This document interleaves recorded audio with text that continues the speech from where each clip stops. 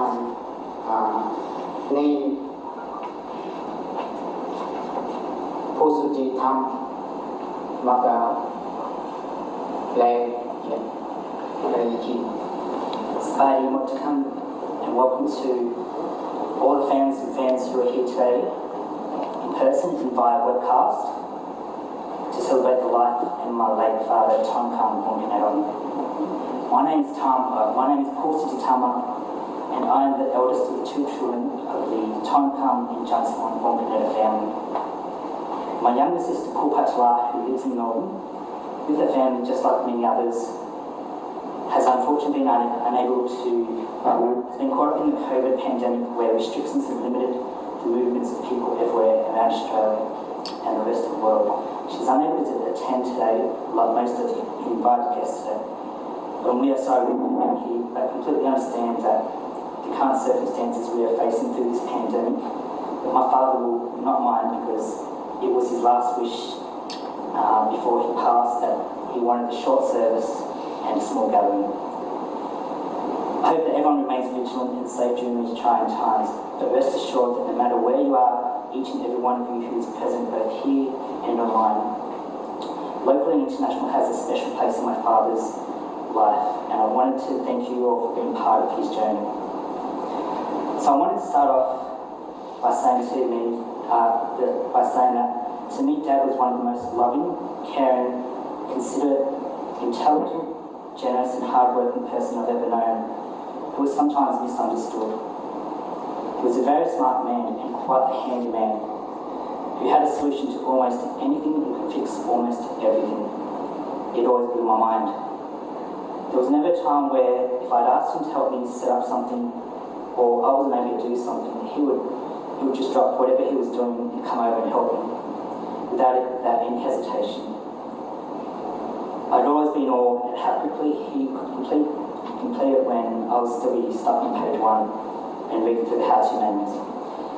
Now, whether it was installing TVs on the walls, cabling, setting up my air conditioner or putting my office tables together, when all I asked from him was to borrow his tools, he would just drop everything and proceed to take charge and complete the whole job without any question. He liked to complete tasks by himself because he found satisfaction in doing so, but also because he knew I was completely useless with tools and he wanted it done the right way. It had to be his way. I always felt like I had a lot to learn from him. He also loved his gardening and always wanted to prove so that he could plant trees and fruits that were meant to be grown in other regions of the world. He would scour the internet for most exotic plants and fruits and proceed to buy seeds on eBay, which just happens to be one of his favourite websites. He was always browsing for something, and I was always thinking, not again. But it was a passion of his, and he would always feel proud because people would be amazed when they come over to visit his house to see all these exotic fruits and plants that were found in our backyard. The fruits of his labour allowed us to have some of the freshest seasoned fruit and vegetables in our very own backyard, which Mum loved, and I had no clue which plants they were. But it just shows that his passion, drive and determination, that he set his mind to something that anything was possible. He was also a very generous man, and he had a very big heart.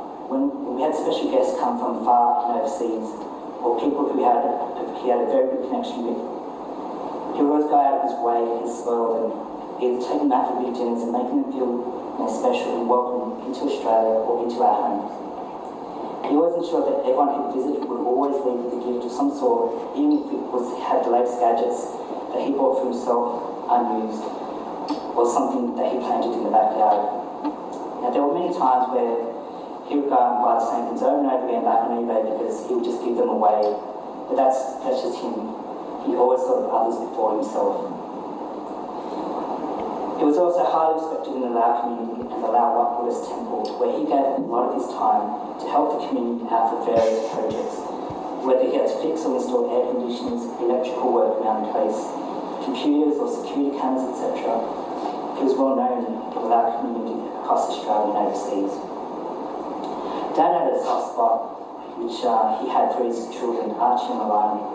He loved them very much and would always give them the latest iPads, cameras and phones or whatever, whether my sister would approve of them or not. Even though he just bought them for himself, it's only used a couple of times, just because he enjoyed the fact that they came to visit him.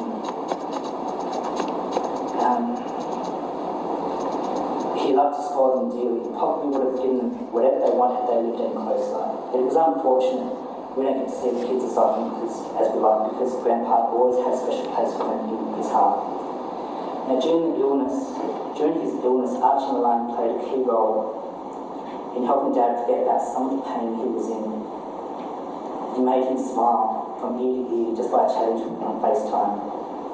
And spending that small amount of time meant the world to him and making him laugh. Dad was always a prankster and a joker. He loved to play around with the kids, even making fart noises, always blaming them, and Lani would respond back with fart noises in return. He loved that. I remember as a kid he used to do the same to me and Lara as well, and that was one thing that I missed. I want to thank Archie and Lani for making Grandpa happy. Whenever you guys spoke to him, it made a world of difference in his dark times. And Lani and Sam for being so supportive. He really appreciated that and loves you all very much. And I also want to thank Mum and Auntie Lynn for persevering and showing unconditional love to Dad when he needed it most. The amount of sleepless nights just to ensure that Dad was as comfortable as he could be showed how much love you had towards him. I'm sure he knows this, and we did the best that we could, and we were prepared to battle for more. I personally remember Dad thanking me in his final moments and kissing my hand and sharing my final birthday, or sharing my birthday for the last time with him. I'll cherish that moment forever.